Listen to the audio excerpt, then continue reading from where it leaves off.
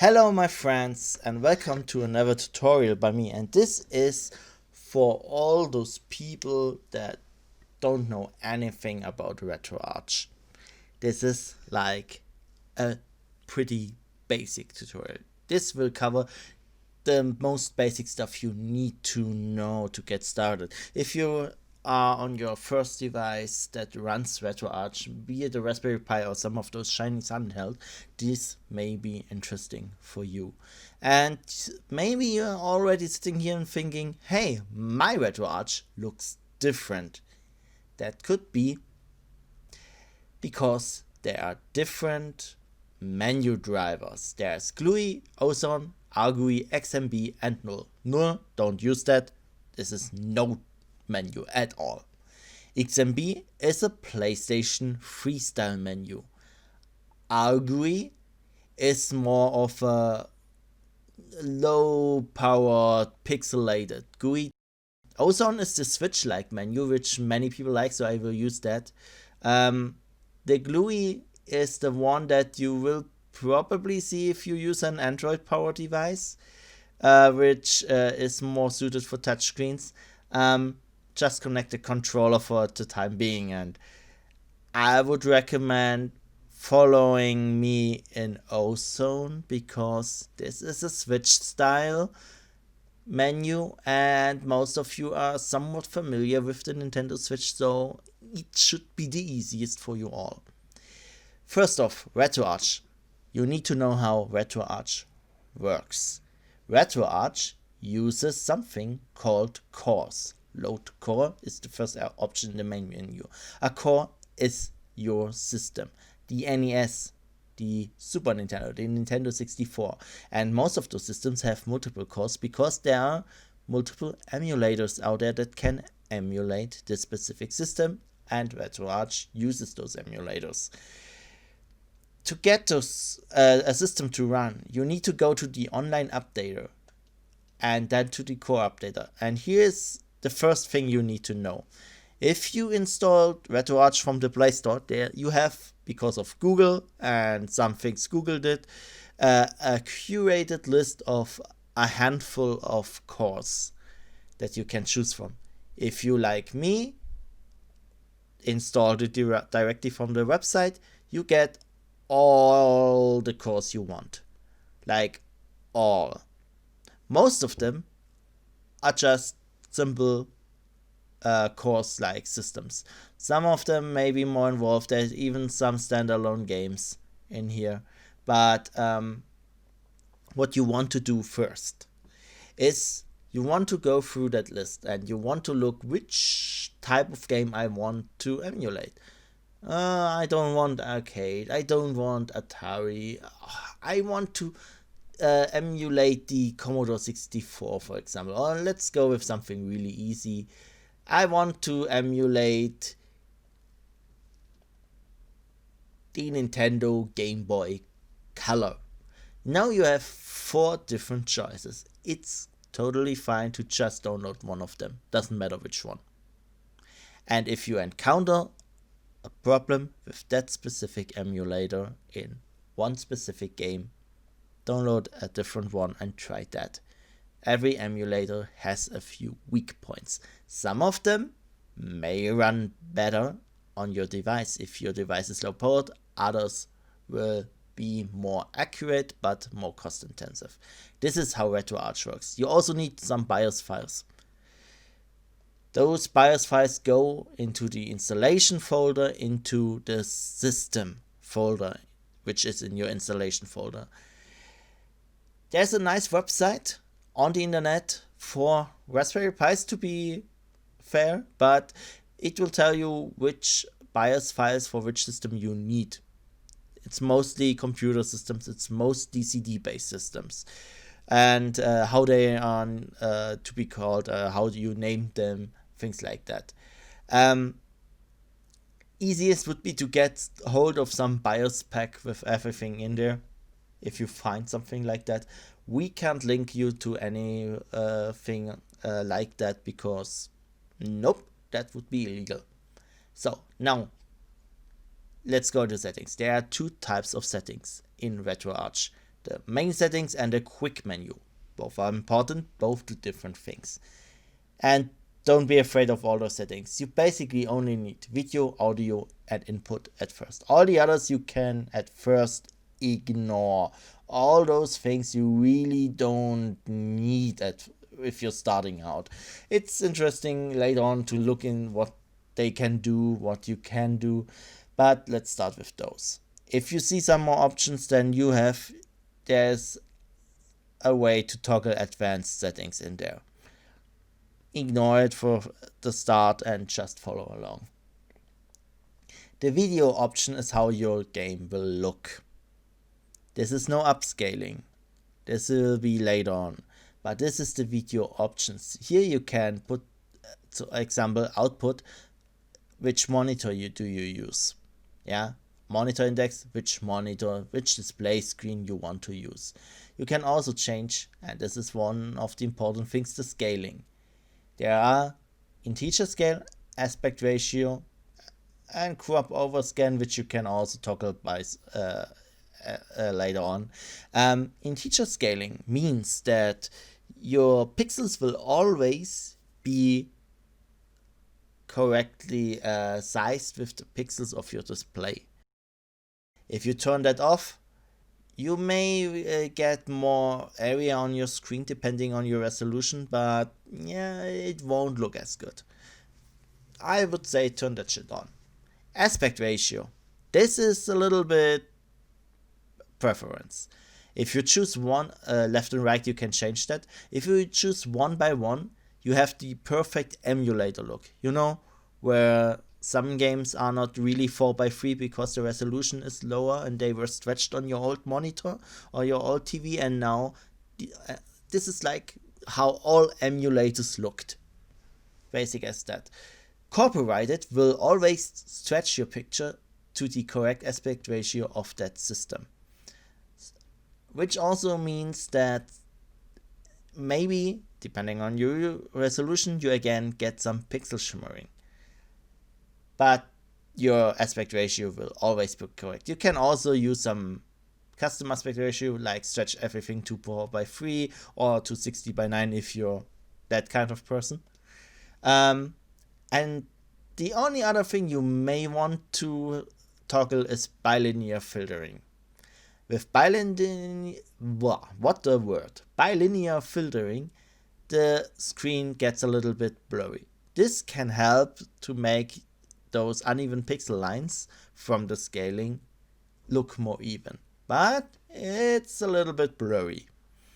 So you can choose how you want it look like back then, or have a pixel perfect screen. This is preference, but this is one of the important things because everybody likes something different. With audio, you just need to know there's a mute button in here. I have it muted for the moment. With input, you need to do less here than you think you need to do. Because if you put in your controller, let's unplug my controller and plug it back in, you get a pop-up and your controller will be configured. And it will be most of the time correctly configured. If you want to change something, you can go to port 1 binds and change what you want to change. You can also go to hotkey binds and set a key as a hotkey, which is here, hotkeys, and then select different keys. So when you press those keys together, you can, for example, load your state or save your state. Also, you can toggle which keys you need to press to open up the quick menu, which is needed.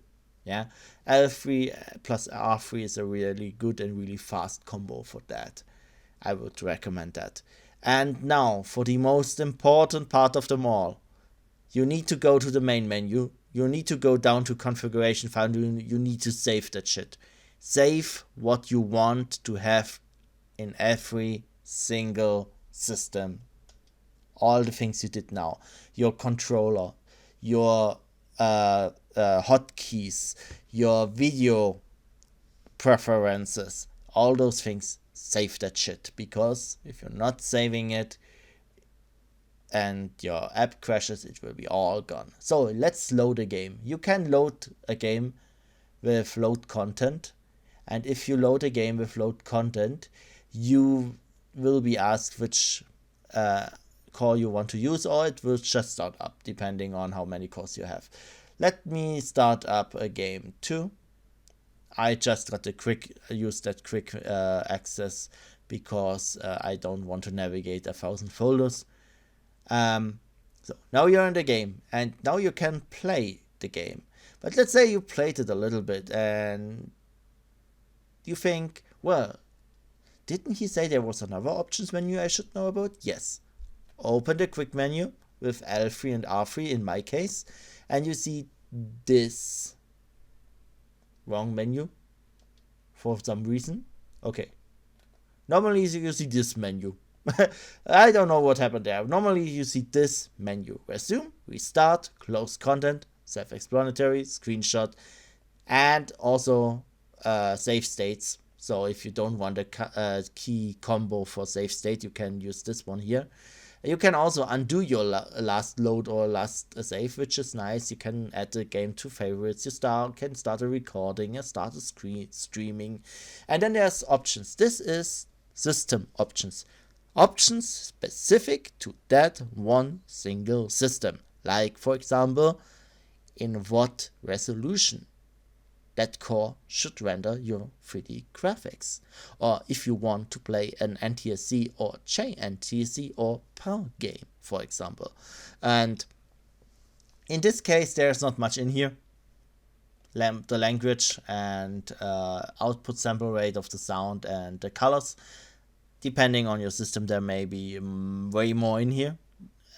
Computers often have way more in here, old computers, than consoles. But here you find everything you want to change on that specific system.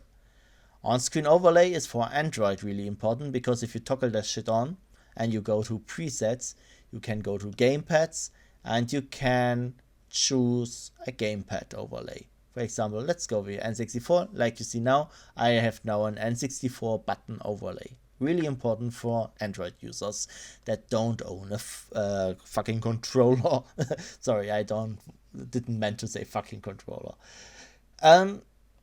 Controls. You're probably wondering, why is there controls in here if there's control in the main menu? Well, this is for remapping controls. Let's say you have your controller perfectly mapped, but that one specific game uses a really dumb way to jump, like the up button to jump.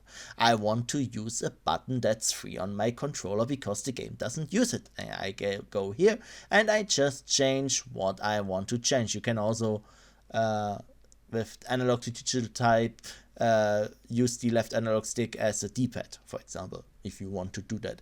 Then you can save that shit for just this game, for all games in that specific folder, or for that single system.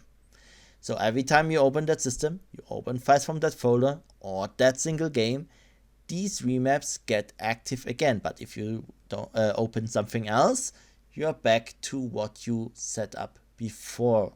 This is really nice to customize specific games and systems with your controls.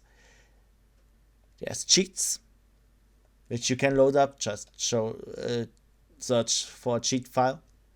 You can also download them into the online updater. There are shaders, there are overrides.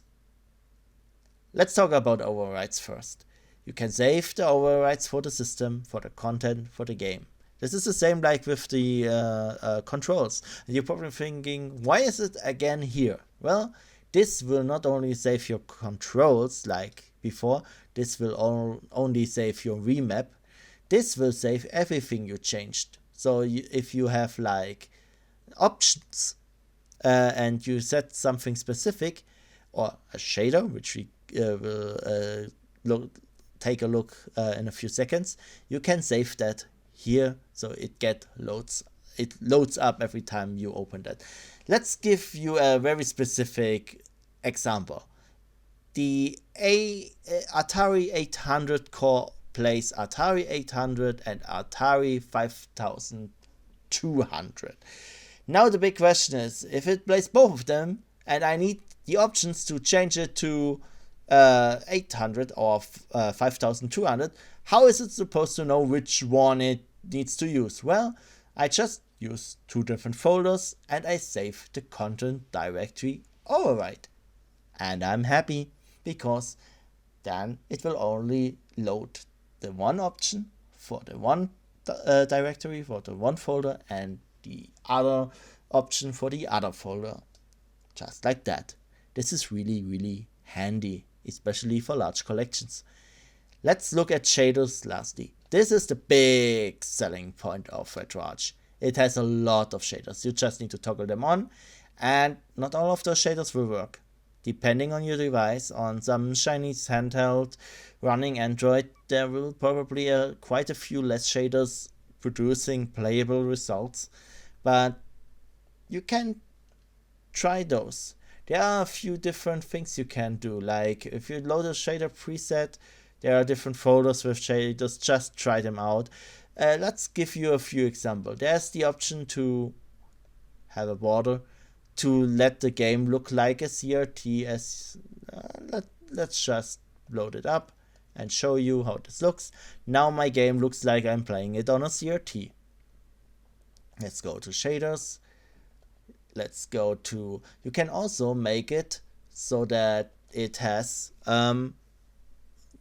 these typical emulator filters you find on most emulators, which are also in here.